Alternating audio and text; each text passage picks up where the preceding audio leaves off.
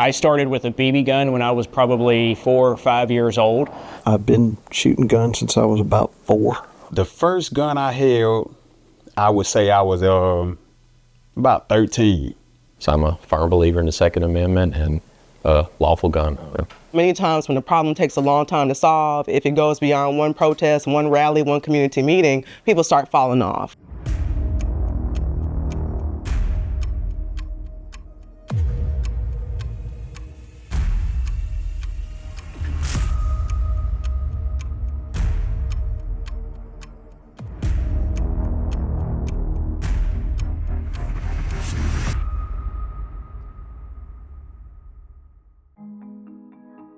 So guns were necessary for survival. In places where it was dangerous just to be, whether it was attacks from Indians or raiders or, groups of armed men, you had to be able to protect yourself just in case you're a victim of crime. You don't want to be, a dead victim of crime, that type of thing. And there's been a tremendous rise in gun violence. A lot of that is due to the availability of illegal guns. And it will polarize society. I don't see how it would not. Much of the polarization around firearms comes from the notion that children and firearms should be kept apart at all times. However, gun advocates and programs like the North Cato Shooting Club provide a controlled environment for youth to develop their shot and serve as an outlet to learn life skills and earn money through competitive shooting. There's such a bad reputation about kids and guns, and that was one of our goals that we wanted to do here at North Cato Shooting Club, is to make sure that parents understood there is programs out there that they can bring their kids to participate and learn how to handle firearms safely, whether it be shotgun, rifle, archery, whatever it may be. They can come out and enjoy it. We offer programs for adults too, so it's a family atmosphere where parents and children can shoot side by side and learn the respect and the competition aspect as well together. There are lots of young people that are getting into competitive shooting, whether it's shotgun sports, pistol sports, whatever. If you're going to handle firearms, if you're going to be a responsible gun owner, having an education, understanding the rules of the do's and don't are paramount. We have several range safety officers who are certified through the National Rifle Association, and then also many of the coaches have gone and got individual training on the specific discipline that they teach. So we're able to take a child out in a very controlled environment and let them work with it. We also have very strict safety rules. We have safety meetings before every event, every competition, every practice. We talk about the parts of firearms, how we handle them, what the range commands are, so that the kids begin to understand these commands. Also, if a child is found acting in a unsafe manner or their behavior is not becoming of our club, they get one warning. Now they're actually shooting real projectiles where somebody can really be hurt, but they've practiced all the fundamentals when it was something that, at worst case, you'll shoot your eye out. And so as you progress them through, they start to learn what they need. The second thing about teaching children young is, again, the number of firearms that are floating around in the country. If we try to do something like Australia and do a nationwide gun buyback program, you're never going to do it. One, it would be cost prohibitive because there's 400 million guns and not everybody's going to turn them in. Range rules and safety measures are great as they relate to young people who are engaged in competitive shooting. But how do we prevent unintended injury or death when children find a loaded firearm and make no distinction between it and a toy? First steps are going to be just general awareness, not to make it taboo to them. Anything you tell them no to, well, that's going to pique curiosity. Don't feel like they're off limits to it. Show them. I mean, what better than to let them, obviously you ensure the weapon is safe and clear, let them touch it. Without a doubt, I think that exposure is one of the most powerful teachers, right? Being exposed and experiencing things.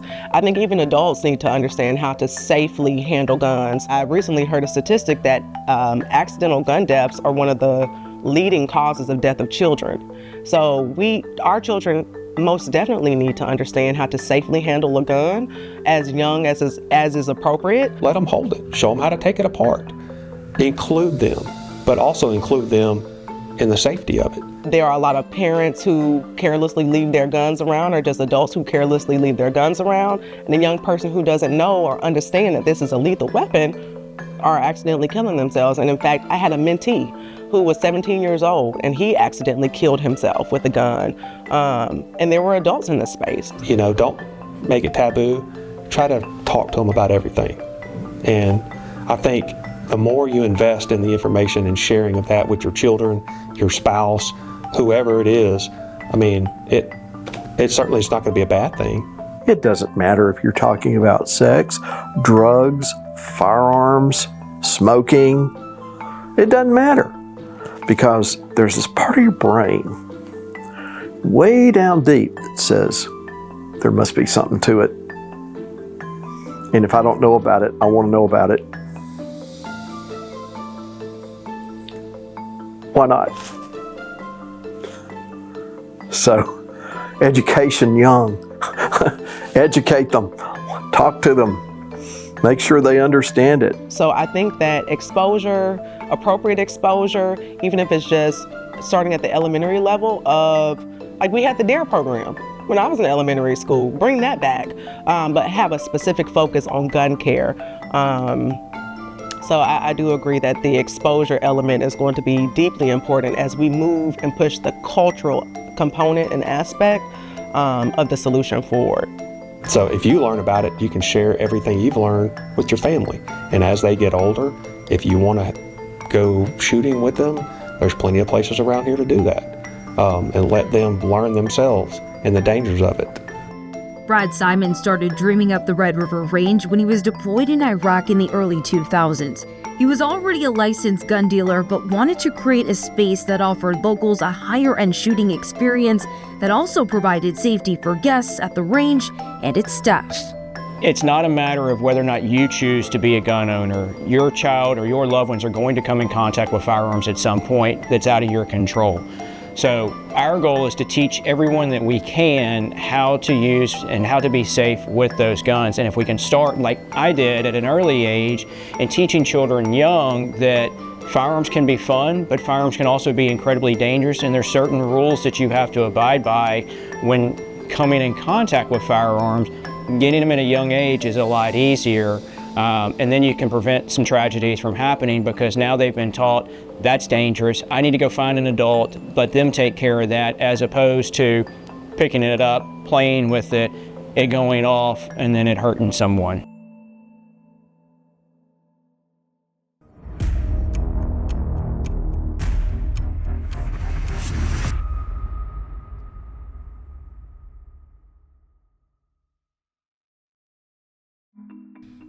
Gun ownership has become such a contentious political issue that state legislatures and the United States Congress struggle to agree on the best ways to regulate this constitutionally protected right.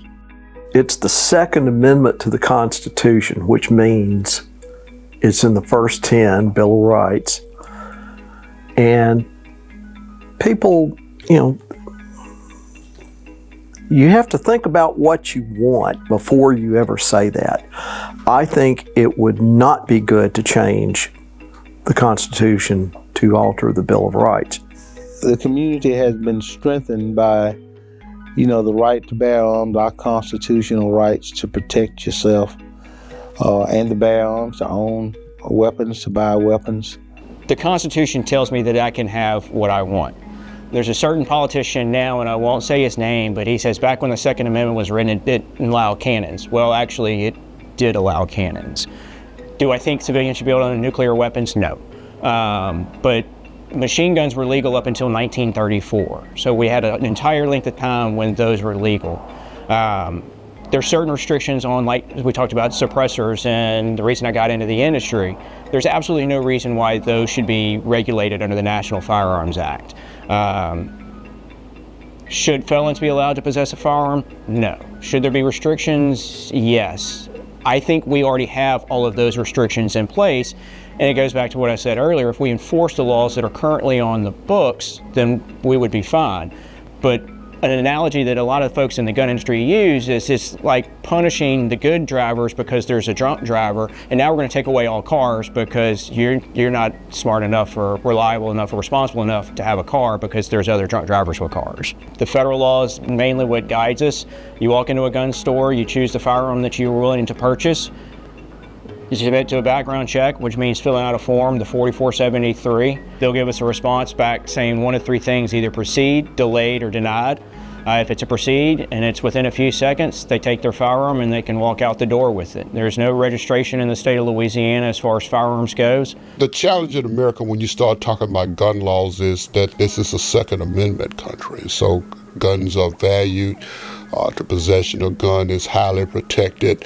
This past legislature, they even are now going to allow people over 18 years old who are not interdicted or have been convicted of certain crimes to carry a concealed weapon. On July 4th, 2024, Senate Bill 1, authored by Louisiana State Senator Blake Miguez, goes into effect and will allow law-abiding citizens to carry concealed handguns lawfully without a permit. The bill was hotly debated in the governor's special crime session. While this is a great win for firearms proponents, the law leaves law enforcement officers and district attorneys' offices who are already thin in numbers and low in morale to have one more thing to think about as they go about their daily duties. In Louisiana, we have several statutes that govern use of force as well as justifiable homicide that comes into play a lot with our cases. With the use of force, an individual has to reasonably believe that they're in imminent danger of losing their life or receiving great bodily harm, and that the force they use is necessary, in other words, to thwart the intruder or the force that's being used against them. Just because an individual may be retreating doesn't necessarily mean that the danger is over. I've had cases that I personally defended where a homeowner was accosting a burglar. The burglar appeared to be retreating. However, from the homeowner's vantage point, he couldn't tell whether or not that individual was retreating or not.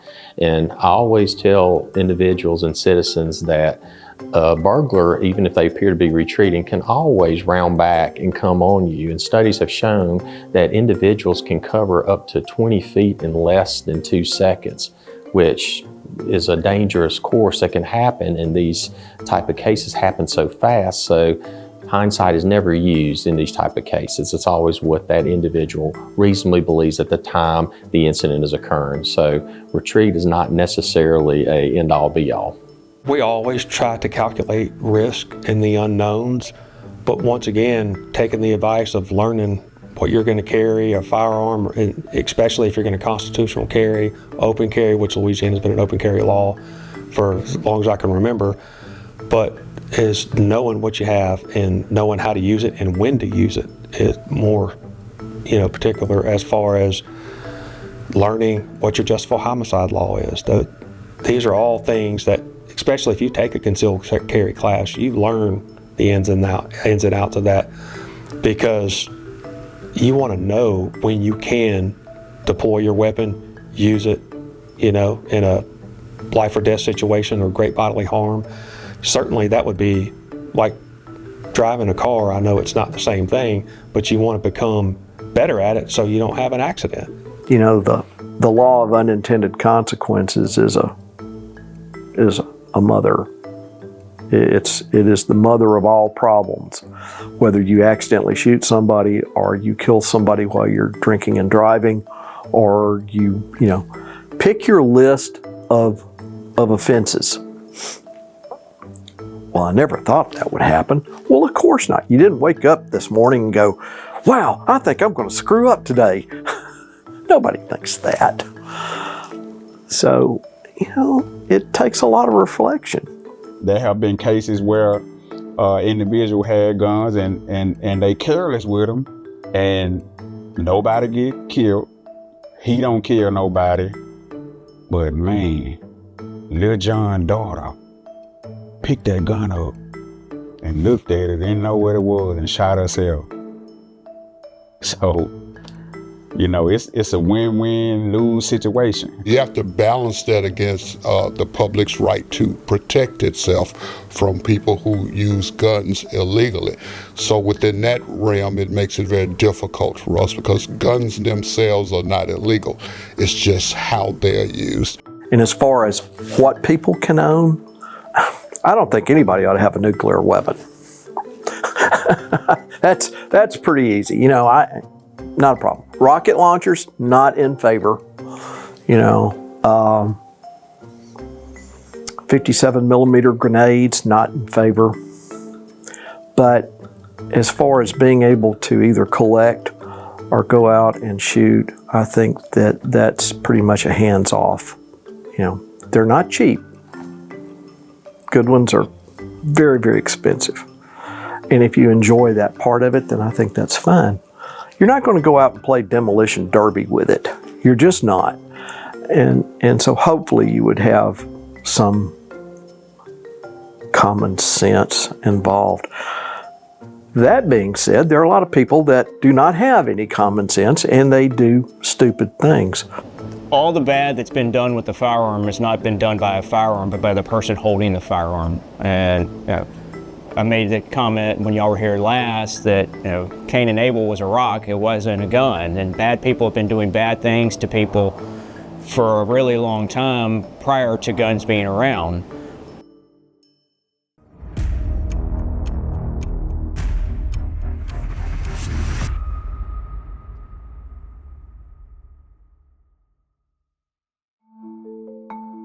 There's a fine line where your rights infringes upon someone else's right. I think I've seen where those values have shifted to the point where some don't necessarily value the rights, the privileges, the freedom, the life of others as much as they have in the past. And I see that probably more prevalent in the younger generation of people that just does not fear harming someone or does not fear getting harmed themselves. You might have had someone in your family who was killed in gun violence, and you may have a trauma that is still with you and you don't know. Some people with guns, they just have anger issues. And a lot of these individuals now, they react off emotions. They emotional individuals. And they pull a trigger based on their emotion. They pull a trigger based on anger. So I feel like a lot of them should, first start off with anger management, but at the same time still learn about the gun laws, you know, because every situation don't have to end with a discharge of a firearm. You know what I'm saying? So yes, I do believe everybody needs to learn about the laws of guns and stuff like that. I think that the gun violence issue is not directly connected to that. I think that there are other interconnected issues that the Second Amendment may exacerbate, right? There are screening issues, there are mental health issues. There is also a black market for guns that a lot of people are not talking about. How are these guns making it into communities? Guns are used more commonly in veteran suicides than non-veterans. The alarming fact moved 3 firearms retailers in Louisiana to launch the Armory Project, which allows gun shops to house firearms for people who want to separate themselves during times of high mental stress or suicide ideation. We went to a conference down in New Orleans 3 years ago, and one of the guys I met there is a guy named Caleb Morse. He owns a gun shop out of Lafayette, and we were kind of talking back and forth. He's a former Army veteran like myself. And one of the classes that we went to at this conference was suicide prevention. Being that we own a range, it's not uncommon for people to go into facilities, rent a gun, and take their life inside the facility. Caleb Morse, a Lafayette, Louisiana gun shop owner, had a nerve-wracking experience when an old Army buddy showed up at his rustic Renegade range and, without speaking, unloaded several firearms from his vehicle and into the shop. Morse believed the friend was contemplating suicide, but before he could intervene, the friend was out of sight and off the grid. 6 months later, his battle buddy returned, explaining that he was in a bad place mentally and asked him for his firearms, which Morse returned. The cycle was repeated when another veteran asked Morse for the same favor, and the rest is history. Well, Caleb and I were talking about Louisiana specifically after this class, and what came up was legislation was being passed in the state that would take liability away from gun dealers if they were to take in firearms and store them for people. And the original goal was to help veterans. It's now grown, and it's veterans, law enforcement, and even civilians that they have it. And the whole purpose is to put time and distance between individuals and their firearms in a time of need. So they can come in, they'll drop off their guns with us. We'll either put them on consignment, or we'll take them in on our gunsmithing and we'll do a gun cleaning for them. They stay here as long as they need. The individual can go and get the help that they need, and then when they're ready, they can come back and reclaim their firearms. Each year, on average, there's somewhere around 45,000 gun deaths per year, and about 56% or so of that, more than half, are suicides. And so if we can help one person by taking their firearms while they go get the help that they need, then the project is a success the way we see it.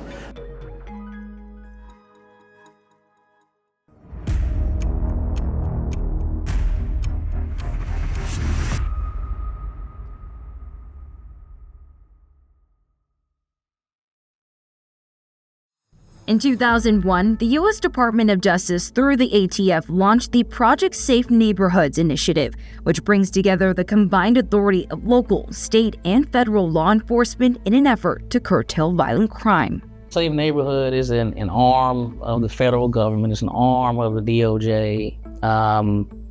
There's a process. I like to describe it as a prosecution angle, and then there's a kind of a community relations preventative angle. Of course, the prosecution angle, we've got a PSN, Project Safe Neighborhood Coordinator, here in the district that oversees a lot of our gun prosecutions, the felony possessions. As it applies to ATF, alcohol, tobacco, and firearms, it allows us to collaborate, to combine our efforts to target specific targets, specific locations, to do our very best to make our community safer by targeting gun crimes. Well, another portion of Project Safe Neighborhood allows us to be even broader than that in our imagination, where we use statistical data to correlate particular areas that are most vulnerable for crimes, and develop strategies, go in to try to eradicate crime in that community. We try to identify individuals who we know may be in possession of guns, or may be selling guns, or importing guns, and we all work together to make sure to see if we can come up with prosecutable cases, either in federal court or state court, to get them off the street. We can get involved that way because what we're seeing more so is firearms being in the wrong hands, and it's our obligation. I think people are starting to look to the feds to get involved, to step in and do what we can. One of the biggest issues we have now is that people who have been convicted of certain crimes, whether or not they've served time or not, are prohibited for carrying guns if they have been convicted of a certain crime. Because we are a Second Amendment country and we have the free flow of guns to a certain extent, it's very difficult sometimes to pinpoint where they're coming to. We have found in some of our investigations where parents have actually bought guns for their younger children, young men. Parents have purchased these guns. They're often stolen out of vehicles, or some adult goes and purchases them somewhere else and bring them in, or they're imported on the streets. If you watch FBI, any law enforcement program, you'll see how they come in and out of our community because they're valuable valuable commodity now. So it's very difficult to pinpoint a place they're coming from, but because the sale of guns is lucrative, then because it's lucrative, people are going to continue to sell them. A straw purchaser is an individual that legally goes into a pawn shop, for example, anybody that sells guns. It could be Academy, it could be, Dick's Sporting Goods or whatever. Anyone that sells guns, and they legally purchase the gun, but they do so knowing that they're going to transfer the gun almost immediately to someone who cannot legally possess a gun. Somebody that's been convicted of a felony offense, somebody that has a pending restraining order, some kind of domestic violence situation where they shouldn't be, they've been prohibited from possessing a gun. So if I'm a convicted felon and I want a gun, I send you to go buy the gun, and we come outside, we see it all the time, almost immediately. You give the gun to me. That's a straw purchaser. If they have been convicted of a certain crime, yet because they feel they have Second Amendment rights, they still want to carry them. And so just trying to weed out those people from carrying guns with a hope that that will lower the crime rate. We're seeing more juveniles involved in weapons-related crimes, or actually in possession of weapons. We are encountering weapons that has been modified using the Glock switches and other devices to convert these weapons to fully automatic. We are seizing weapons that has been modified, and we find sometimes that juveniles are in control of some of these weapons, definitely. With juveniles, I mean, it is becoming more common, because that's, what better to have an associate who doesn't really, in their eyes, get in trouble and doesn't understand the severity of their choices. And I tell you a fact that's probably not realized, that many adults don't realize: many of the weapons that juveniles possess, they possess them right in the home with their parents, where they live, day to day, or they have them hidden somewhere there on the parents' property. That is happening right under your nose. The federal government can prosecute juvenile. Very rare. We can. This attorney general that we have is not necessarily opposed to doing so. This U.S. attorney that sits before you is not opposed to prosecuting the right juvenile. Very difficult for jurors to look at that young person sitting there in that chair and wrapping their head around the fact that this person was facing imprisonment possibly for the rest of his life. And so there are difficult challenges with dealing with these type of cases, particularly where if you're dealing with juvenile services as opposed to adult services, there are just different requirements we have to do. We've looked at some and just haven't gone as far. But I'm not beneath doing it if it's the right individual that is creating havoc in our communities, and there, it's a long drawn out process for being able to prosecute juvenile. Washington has to approve us prosecuting a juvenile. So before we even send the prosecution packet up to Washington, we have to make sure that all I's are dotted, all T's are crossed, and that this is an individual that's worthy of adult prosecution in federal court. And, that is a tall, tall mountain to climb. We represent juveniles frequently, and they pose a unique challenge because a lot of times they're going through the juvenile system, and that system is set up in place to rehabilitate, to restore. It's a different system than the adult system. And I believe in that system, and I believe we need to have that. But the challenges you face is trying to get the youthful offender to understand the consequences of their actions. sometimes there's not an appreciation of what it means to be a lawful gun owner, what it is to be a responsible gun owner, and how quick a itchy trigger finger can change the course of your life, even if you don't intend to do so. So those are the challenges we face. We try to educate as much as we can when we have an individual in that position. In February, Louisiana Governor Jeff Landry called a special legislative session to stiffen sentences, provide sentencing enhancements for certain crimes, and enacted Senate Bill 3, requiring all 17-year-olds who commit certain crimes to be charged as adults, rolling back the central piece of his predecessor's signature criminal justice reforms enacted in 2017. I've seen the shift over my career. I used to be a prosecutor, and back in the day, the sentencing was kind of like what it is now. And so to that extent, you know, we saw more jail populations and some overcrowding issues, but crime went down. Now, with the changes, I think we're back to the old way. And so to that extent, yes, you're going to see a dramatic rise in the prison population.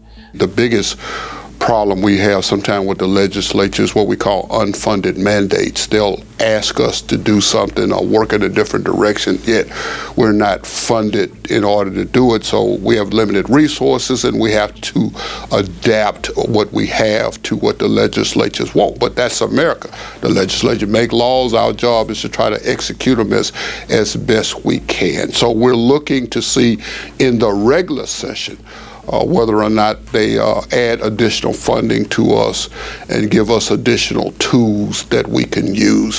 One of the things we're fighting with now is that the federal government looks like they're going to cut our VOCA money. VOCA money is used by us to hire our victim assistance people along with other things we do like domestic violence. That keeps us above. So if you want transparency and you want us to make sure we communicate with victims, we've got to have money in order to hire people in order to do that. So it's a give and take on it, and hopefully in the regular session they'll fix anything that they gave us that was a funded mandate. There is a lot of cases that go through the system these days, and it's really easy sometimes for politicians to say we're going to pass these tough laws and we're going to put these sound bites on TV, and the same for citizens that comment, you know, about crime in our city. It's really easy to do that, but then when you ask them to offer real solutions that involve financial help, then that's where the disconnect comes. We could use more judges, we could use more courtrooms, we could use more prosecutors, we could use more public defenders, and we could use more money directed toward programs like mental health resources, juvenile rehabilitation. Our crime lab here is underfunded, and we're wholly dependent upon them in these type of cases. So the funding for the crime lab so they can do their job so we can do our job. All of those measures could use additional resources, in my opinion. So I challenge our legislators that if they're going to pass new laws, to keep in mind those resources that are needed as well. There's times as a defense attorney that I want my case to go to trial, and I can't get my case called to trial because there's such a backlog. And so to that effect, yes, I would welcome the addition of more courts, more judges, more resources. Another measure taken by the Louisiana legislature intended to drive down crime rates is House Bill 10, authored by Representative Debbie Villio.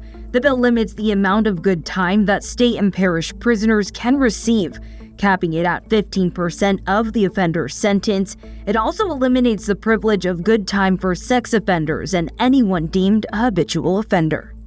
I think the goal for a lot of these sentences and these new laws that are coming into place is to thwart the criminal element out there, to have it in their mind that if I carry a gun and I'm committing criminal activity, then I'm facing stiff consequences. But, you know, unfortunately, and this is my opinion only, that's not in the criminal's mindset. Okay, I don't think they care one way or the other if the legislature increased the penalties or not. If they're going to commit a crime, they're going to commit a crime. What these measures are in place for, what these convictions are in place for, is to keep society safe, is to identify a violent offender, and if a conviction is rendered, to put a sentence in place that's appropriate and justified for keeping the community safe. I believe that's probably the biggest goal of those type of statutes. If they want to fix the problem, enforce the gun laws that are currently on the books and have DAs enforce the gun laws that are currently on the books, instead of when somebody gets caught using a firearm in the commission of a crime, guess what the number one charge is? It gets dropped in plea, the firearm charge. Well, if we're going to make a difference, let's hold those criminals to account for using firearms incorrectly. You shouldn't have to punish those 200 million gun owners because of a few people that did something wrong and they weren't punished for what they did wrong. Now, only time and statistics will tell whether or not that has reduced violent crime here, not only in Shreveport, but in Louisiana. But it'll also tell whether or not the sentencing scheme is working or if it needs to be amended.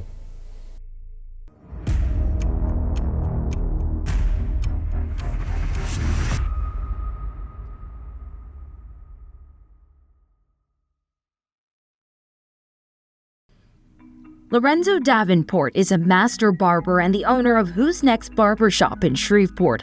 He grew up in the city's Cooper Road neighborhood, and like many of his peers, he didn't understand his place in the world, and positive influences were few and far between. Before he reached his current career, he navigated run-ins with local law enforcement and learned that the fast life was not as glamorous as it seemed. Growing up here in Shreveport, Louisiana, born in off the Cooper Road, I definitely had some run-ins with the laws. Possession of marijuana. That was a way of, I thought, growing up, the way to make some quick money. Growing up and you seeing the older guys, they selling weed, making money, riding in the best car, riding with the biggest rims. The loudest music.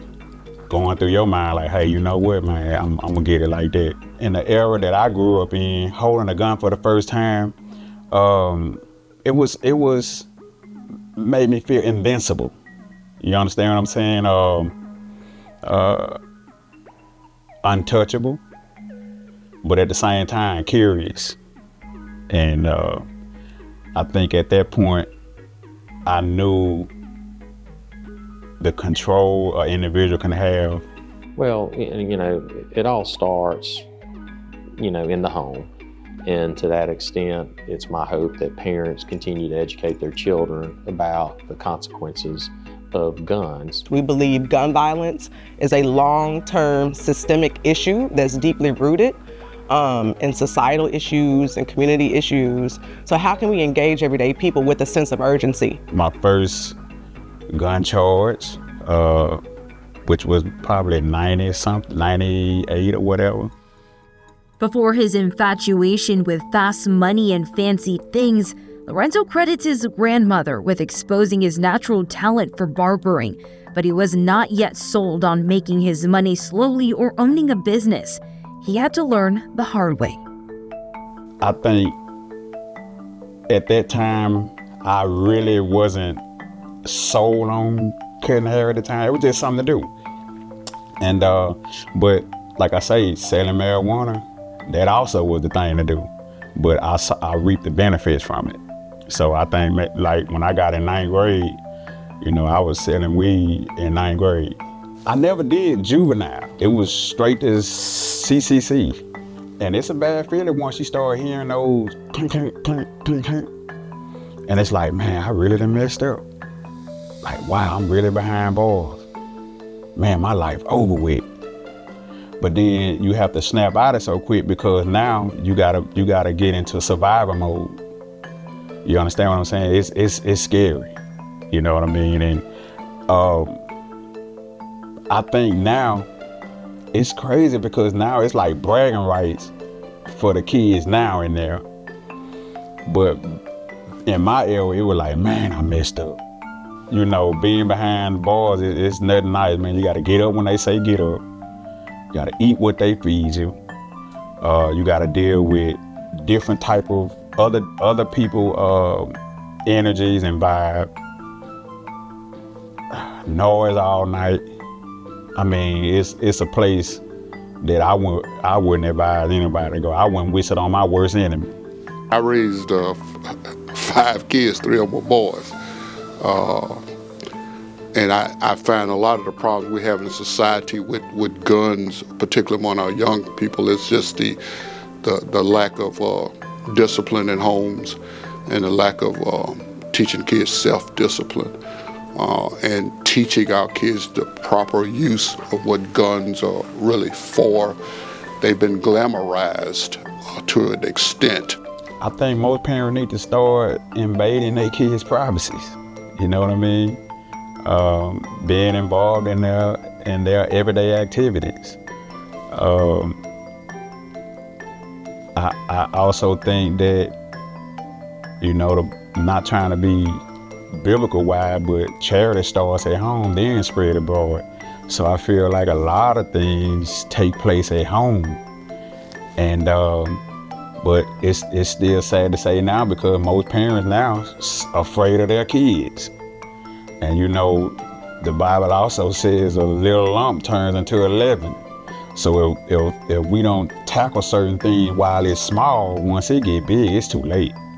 So I'm a firm believer that it starts at home, and when you can take control over that, then I think things would be a lot better.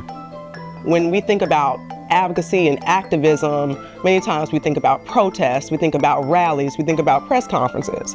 But if we really want to deeply solve an issue, we have to be in community, long-term, every day. Community organizing is tedious behind-the-scenes work that incorporates having conversations with people where they are and really determining what is your area of concern. I've been practicing now,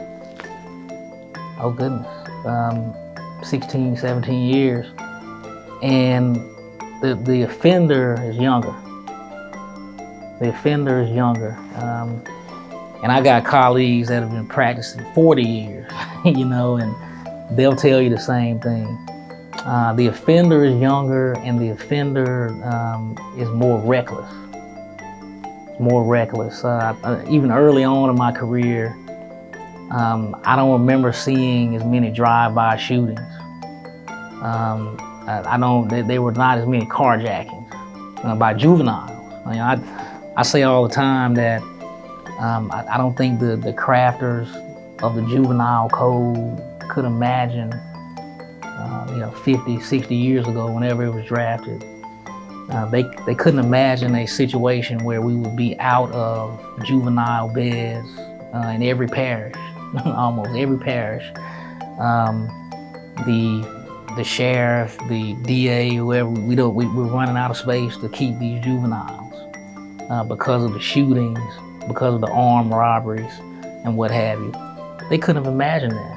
We don't want the Dodge City mentality around, and that's my perception. We just got to work hard to educate our kids and fight social media and the perceptions that's going out about the glamorization of the use of gun, the glamorization of shooting people and all that. Let them know that there are consequences to actions, and they need to really think hard before they decide to use a gun. I always volunteer or ask schools or even civic groups, if they would like for me to come talk to their youth, I'll be glad to do so, because a lot of youth do not appreciate what could be a criminal act.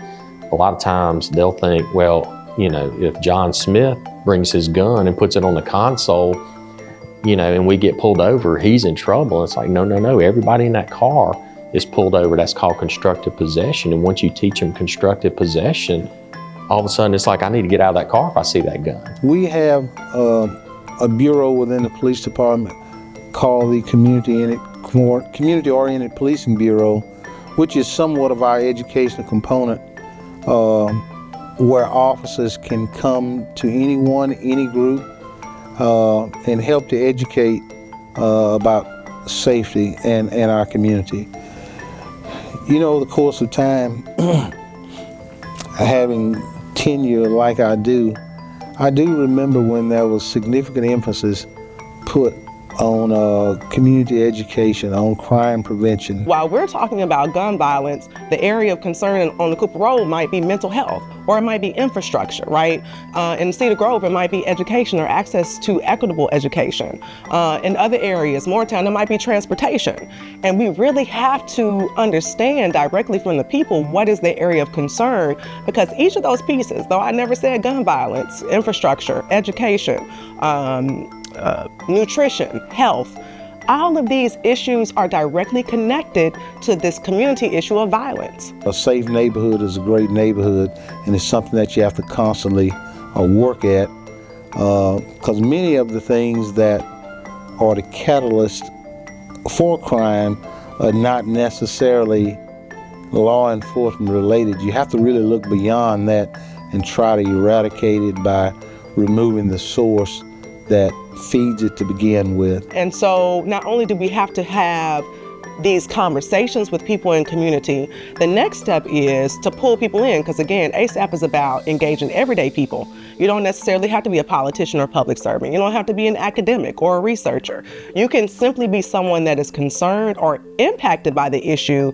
And so we're pulling people into this conversation and asking, this is your problem, but what is your suggested solution? Don't miss part 2 of Beyond the Headlines, Firearms, Impact, and Responsibility. We'll explore criminal prosecutions, crime lab investigations, and solutions to gun violence. Shreveport is not unique in terms of the level of gun violence that we're experiencing.